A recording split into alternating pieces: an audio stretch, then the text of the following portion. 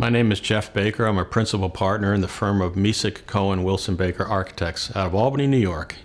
Well, we came here about 15 years ago. We started out working on a master plan for the entire museum. It was actually shortly after the house next door was obtained by the museum. And it's been taking many years, but we're finally here working on the Homestead. Restoring a feature like this actually takes quite a bit of work. First, we just look at it stylistically. We try to determine, is it right for the period, what we call the period of significance for the project. In this case, the period of significance is about Emily Dickinson's death, about that time in the mid-1880s. And when we look at a fireplace like this, we can see stylistically that it actually dates pretty much from the 1850s. So the first question is, well, was it still here in the 1880s, and has it been rebuilt in some way? So we're able to actually look at it stylistically and then go back and look at all the little pieces and parts, and almost immediately we can tell this whole fireplace had been at one time disassembled and then put back together again sometime in the early 20th century. And so the first thing we want to do is start doing little probes, and the first thing we did here is a probe at the hearth and a probe at the side of the fireplace, and sure enough we can tell that the entire hearth had been lifted up because the floors in the rest of the house had been lifted up, and we can tell that the moldings had been removed and put back. So something funny is happening here.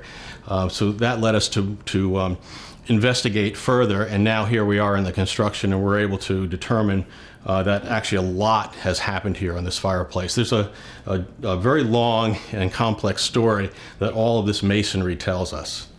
This has been a real, it's been an exciting morning.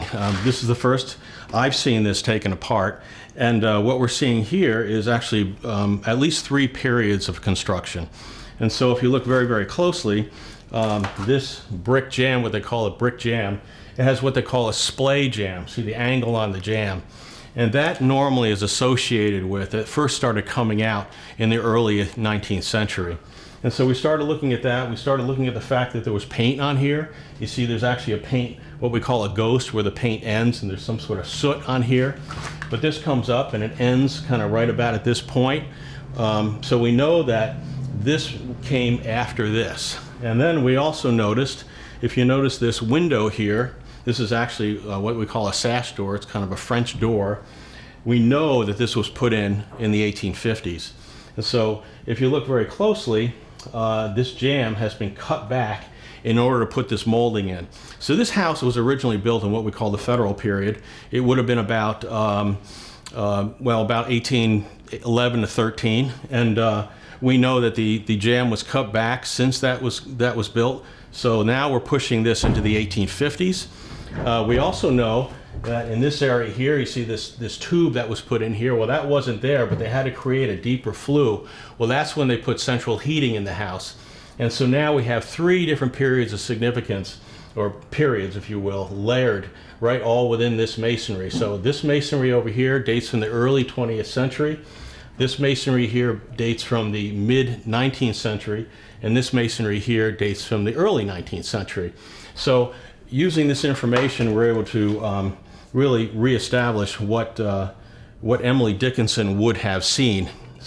We found out that there was a cement, if you will, concrete hearth on top of the old hearth, and we're able to pull that right off, and there's the original hearth right in underneath it. Along, even carved out, we have what we would have called the plinths for the firepiece, the fireplace, marble firepiece that went over this, chimney piece, what they call. And so we can actually see the outline of that. So there's a tremendous amount of information here that now we've substantiated pretty much what this looked like within Emily's lifetime. And in this case, for example, all the bricks are very thin bricks. They're only 2 inches high. And so we've been able to find other thin bricks around the property, actually, that we can reuse and rebuild this hearth back in here. It also takes some skills on the part of the mason and the craftspeople that are working on this project. We're very fortunate to have some really good craftspeople that have worked in this house and are working on this house. And so we can take those old materials and we can take the new materials. We're also using old mortars, things like that, that matches the original mortars. So in that way it'll look exactly the way it looked during Emily's time. Emily spent a lot of time in this house, and this was, in a sense, her world.